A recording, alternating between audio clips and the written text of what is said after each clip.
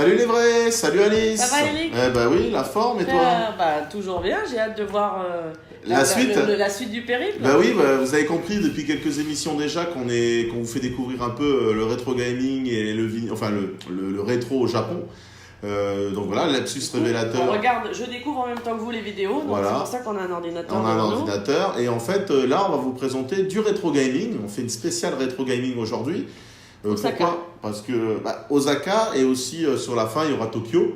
Pourquoi? Parce qu'on va vous présenter quelques boutiques assez sympathiques. Notamment Super Potato, où je suis allé, que beaucoup de gens connaissent, je pense, si vous aimez le rétro gaming et que vous connaissez un peu le Japon. Mais il faut absolument aller. Mais il faut aller. Donc on va d'abord commencer par Osaka et après on ira vers Tokyo. À Osaka, j'y suis aussi allé dans ce qu'on appelle, alors c'est une chaîne de magasins très connue de seconde main qui s'appelle Book Off.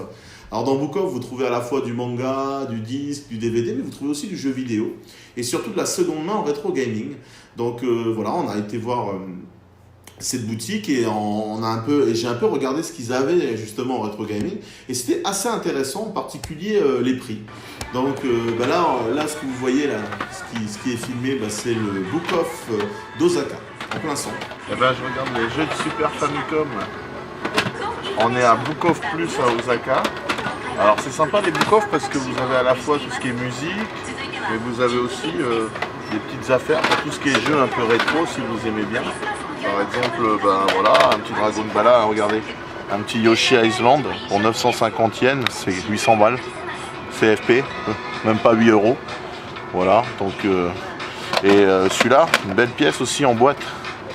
Je sais pas si vous connaissez, c'est un jeu avec un petit ninja, excellent, je ne saurais pas le dire en japonais. Regardez, vous avez un Street Fighter 2 pour 108 yens. Et voilà, donc je suis en train de regarder un peu ce que je pourrais prendre, en sachant que je vais quand même essayer d'aller à Super Potato aussi. Il faut quand même passer à Super Potato. Ça vaut le coup quand même de regarder ici. C'est pour les petits. Alors comme je vous ai dit, vous pouvez trouver à la fois des jeux actuels, PS4, vous pouvez trouver plein de bonnes choses. Mais c'est vrai qu'il y a une petite section rétro qui mérite d'être visitée parce que vous pouvez trouver des petites pépites pour pas très très cher.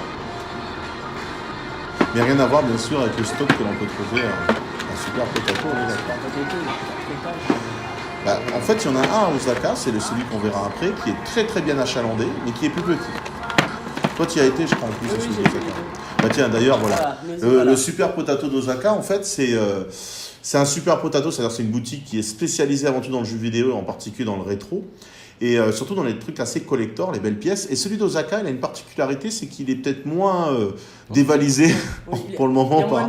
Il y a moins de gens qui y vont. Il y a moins de touristes. Voilà, moins de touristes surtout. Du coup, il y a quand même un bon petit stock. Par contre, il est plus petit que celui d'Akihabara. Il est quand même sur plusieurs étages. Voilà. Donc là, tu es à l'entrée, là. Alors là, au rez-de-chaussée, c'est tout ce qui est console actuelle. Et c'est au second étage. Qui montait en courant. Oui. Et là, bien sûr, vous arrivez directement sur le rétro. Donc là, vous avez les vitrines avec les jeux collector dedans. C'est quand même assez impressionnant ce qu'ils ont en stock. On va découvrir ça ensemble. C'est dingue. Petit comme ça ici. Mais c'est très petit quand même. Là, ça, on dirait pas, mais... Alors nous, en tant que touristes, on a le sac à dos, le pull, on a la veste, on a tout. Là, pendant les fêtes. Et puis voilà, regarde-moi, je passe, c'est limite. Ah ouais, ça c'est désagréable. Moi, je suis allée voir le vendeur, j'ai marqué mon sac, le machin. Midi, je me suis mis en t-shirt, j'ai pris un panier pour faire mes courses. Et voilà, donc là, la Saturn, donc des jeux un peu collector qui sont dans les vitrines, des jeux un peu difficiles à trouver pour certains. Après, vous avez bien sûr la méga, voilà, c'est la Super Famicom, une console de cœur. Super. Par contre, vous avez un super stock là-bas en cartouches, impressionnant en loose. Ah oui, grave. Et en boîte aussi. Et les vendeurs sont très gentils, tu leur demandes ce que tu veux, parce que des fois c'est écrit en japonais. Tiens, regardez ça. Pour même pas 5000 yens, une Super Famicom. Tu vois la différence de couleur, c'est qu'en fait le prix est en fonction de l'état. Oui. Et peut-être ici, mais en tout cas à Akihabara, j'avais vu des lots de 10 consoles et que les brades. On est au Super Potato d'Osaka. Donc beaucoup connaissent peut-être ce magasin célèbre vraiment pour tout ce qui est rétro gaming. Donc moi c'est la première fois que je viens à celui d'Osaka, j'ai déjà été à celui d'Akihabara. Donc c'est une belle surprise, il est assez petit mais je trouve qu'il est bien achalandé.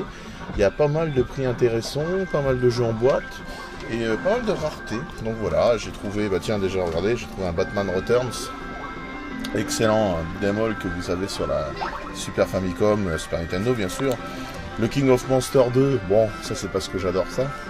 Et surtout un jeu qui m'a marqué moi à l'époque, Tiny Toon Adventure. Si vous n'avez jamais joué à ce jeu, allez-y, jetez-vous là-dessus, c'est génial. Donc vous voyez là on est dans la section Famicom. Donc la Famicom pour les nouveaux c'est la première NES en fait. Donc il faut savoir qu'elle n'a pas la même forme que celle que la NES bien sûr américaine et européenne. Elle ressemblait plus à un jouet. Elle a des couleurs rouges. Donc là vous avez les jeux, donc des petits classiques. Vous avez bien sûr les Tiny Toon, DuckTales, Oncle Picsou. Vous avez aussi plein de jeux de sport avec par exemple tout ce qui était volleyball, basketball et football. C'était une série qui était super connue à l'époque. Vous avez bien sûr tous les grands classiques. Vous avez des DBZ, les Chevaliers du Zodiac. Le jeu est pas terrible mais bon c'est toujours rigolo d'avoir ça parce que ça rappelle notre enfance. Bien sûr vous avez les Double Dragons. Ah, le Double Dragon, super. Et après, bien sûr, les Megaman, donc Rockman aussi qu'on appelle au Japon, donc le 2, le 3, le 4, le 5. Vous avez aussi Bomb Jack, super jeu pour ceux qui ne connaissent pas. Et bien sûr les Super Mario, donc le Super Mario USA. Donc voilà, tout ce qui est console. Ici c'est intéressant, il s'agit de la Genesis, de la Mega Drive. Donc là vous avez quand même des petits collecteurs dans un jeu qui est très recherché sur Mega Drive en boîte, qui est à l'est ici, qui est un shoot, où vous jouez avec un vaisseau. C'est un jeu qui est très très recherché, donc là vous l'avez pour 17 600 yens quand même, c'est pas donné. Et donc voilà, vous avez en bas vous avez de la Neo Geo. Donc pour ceux qui connaissent la Neo Geo, il y a Metal Slug, il y a les Metal Slug ici en AES, donc les grosses cartouches, quand même des belles pièces. Vous avez un Moonwalker aussi là-haut. Pour ceux qui ont connu la grande époque de la Mega Drive avec Michael Jackson. Et regardez ça, les petites valises pour transporter votre Super Famicom. C'est pas beau tout ça? Donc vous êtes vraiment ici dans un temple. Là vous avez les jeux de Game Boy. Regardez, les petites Dreamcast japonaises pour 6000 yens avec la manette. Des Sega Saturn, des N64 et une multitude de jeux. Donc voilà, si un jour vous avez l'occasion de passer par Osaka, faites un petit tour dans cette boutique. Ce qui est bien c'est qu'elle est à taille humaine. Elle est à Akihabara, c'est souvent plein de touristes. Ici c'est vraiment enfin il n'y a pas flou quoi. On peut se balader, on peut regarder, on peut apprécier les jeux.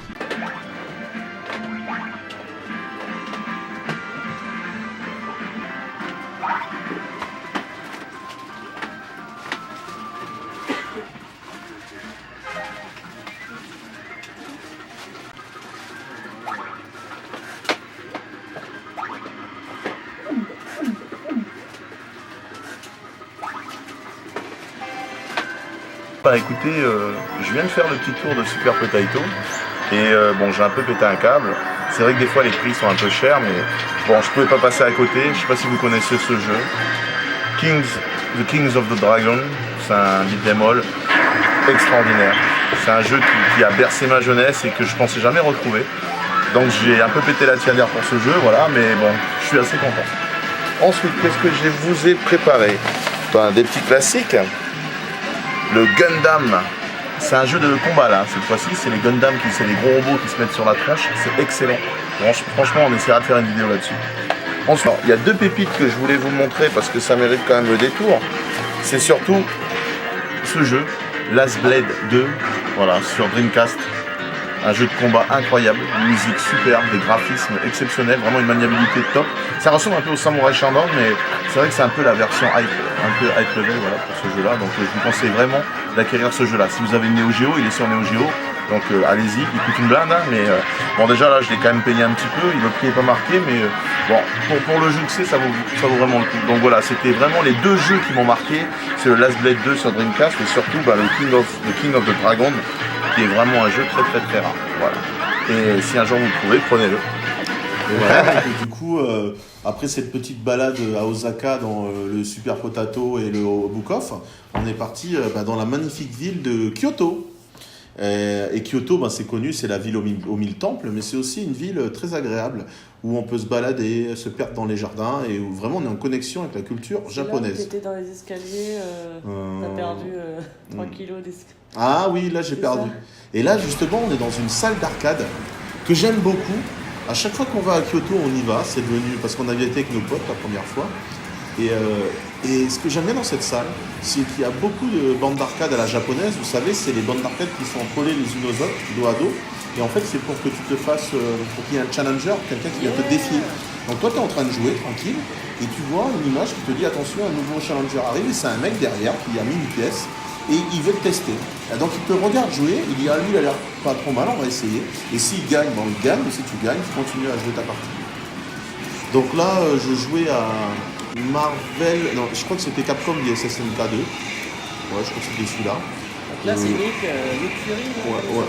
Andy Bogard, fan de Fatal Fury. Ouais, et du coup bon, j'étais pas trop mauvais, tu vois. Et après, tu verras, je vais jouer à Street Fighter de Turbo et là, je vais me faire laminer. Turbo, c'est moi Ken, toujours, c'est mon personnage. Mais non, moi je suis Ryu. Ken. Je me suis fait laminer par le japonais. Ken. Qui était juste derrière, un gros fou furieux. Donc voilà. J'adore ce jeu. Qu'est-ce que j'aimerais avoir cette borne. T'as vu combien c'est le prix? 50 yens, hein 40 balles, quoi. Ça vaut pas le coup de ça. Ça vaut pas le coup. Et ensuite, bah voilà, donc cette petite salle sympa. Et puis bien sûr, la Mecque pour le jeu vidéo. Quand on y allait, quand je suis sortie de la salle de métro, là, qu'on s'appelle l'arrêt de métro, d'Akihabara, tu tombes directement sur un méga building Sega. Sega. Ah oui, mais c'est la salle de jeu Sega. C'est dingue, quoi. Et bien sûr, vous allez deviner, c'est le quartier d'Akihabara. Ouais, pour information. Le dimanche, il faut y aller parce que c'est ouvert toute la journée. Et surtout, le dimanche, il ferme une partie de l'avenue centrale aux voitures. Donc, vous pouvez vous balader. Voilà, c'est ce que vous voyez ici. On peut se balader. Regardez ça, Street Fighter dans la rue. C'est pas bon, free play. Voilà, et bien sûr, toi tu le connais, le t-shirt, il est là pour le prouver. Le magasin Super Potato d'Akihabara avec ses vitrines qui sont damées. Alors bien sûr il y a encore un peu de choix, je dis pas, mais par contre je trouve que les prix sont quand même pas tout le temps, ils sont quand même assez hauts des fois, mais tu as un choix incroyable. Mais tu as vraiment un gros choix. Moi j'ai cru que c'était des fakes au début, je dis pas c'est possible, il y a 15 occasions sur tel ou tel. Attends, regarde là, il y a un Final Fight Guy en loose. C'est le Fighter 2 que j'ai acheté, voilà, que j'ai racheté en double. Megaman X2, le 1, il y a le 7. Les Kirby, toute la série, tu vois tous les Donkey Kong. On est au Super Potato d'Akihabara, donc on avait déjà été visiter un Super Potato à Osaka. Là vous êtes dans le cœur même de Super Potato, c'est le plus grand magasin du Japon. Il se situe dans le quartier de Akihabara, qui est un quartier qui est connu pour la culture otaku, geek et tout ça.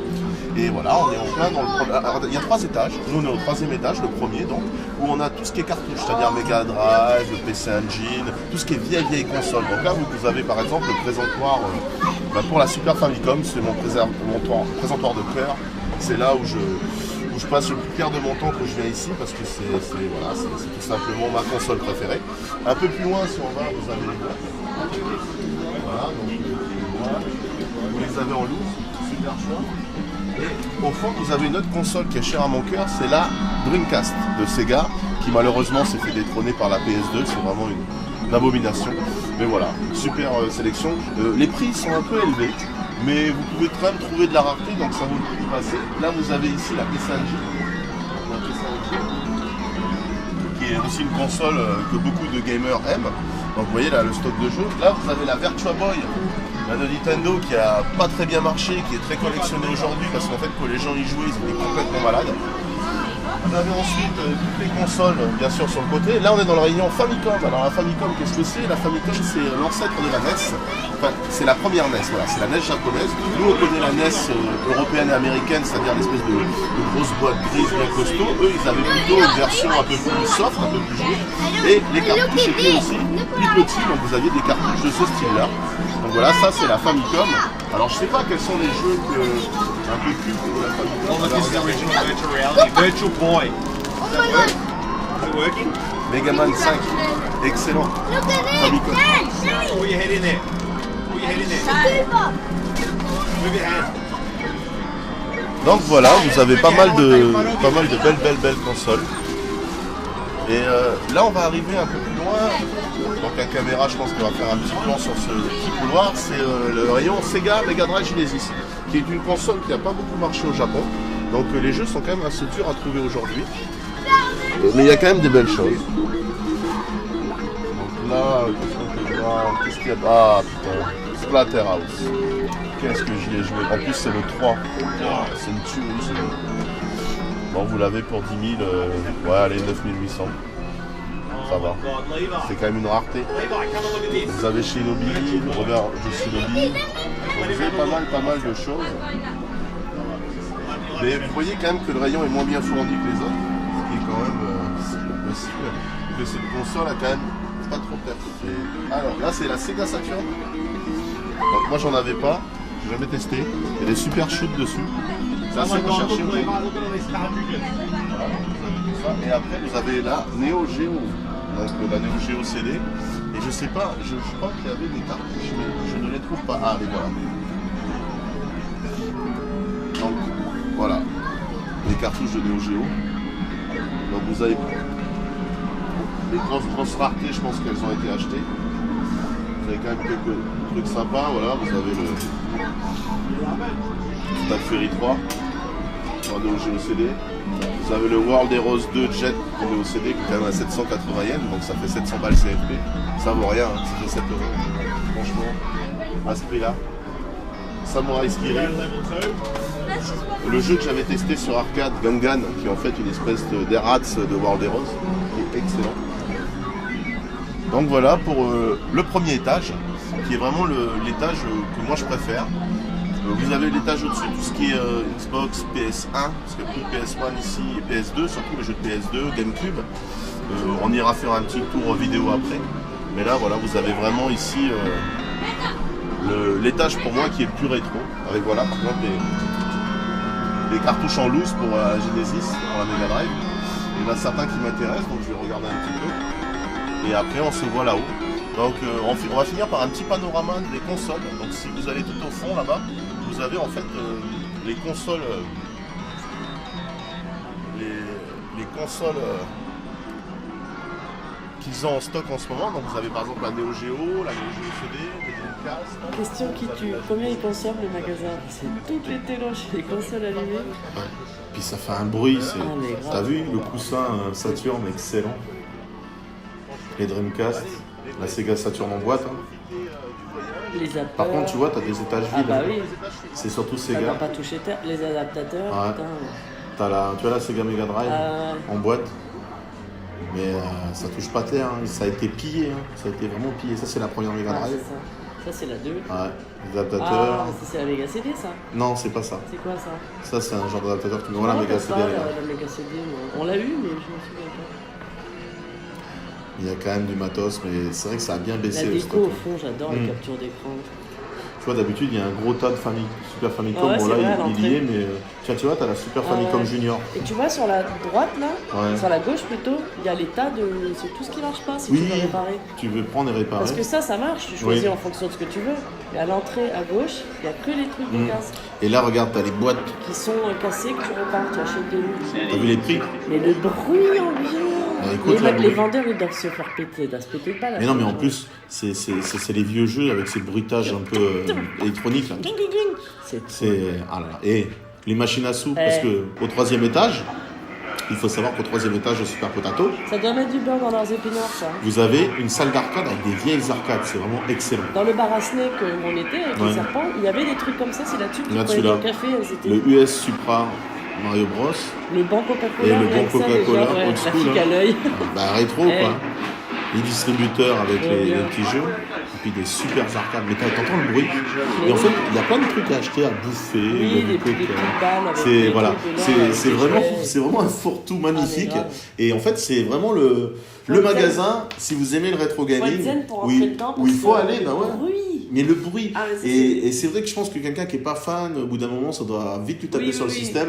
Donc le quartier, il est quand même assez animé, il y a plein de choses à faire. Donnez-vous un rendez-vous. À l'étage, tu peux Allez-y. fumer. Pour les fumeurs, Oui. ou votre chéri il peut monter à l'étage, sur le toit, Ouais, tu peux mais fumer. même, c'est... Mais voilà, moi j'ai envie de passer 3 heures là-dedans. Qui a envie de m'accompagner? Personne.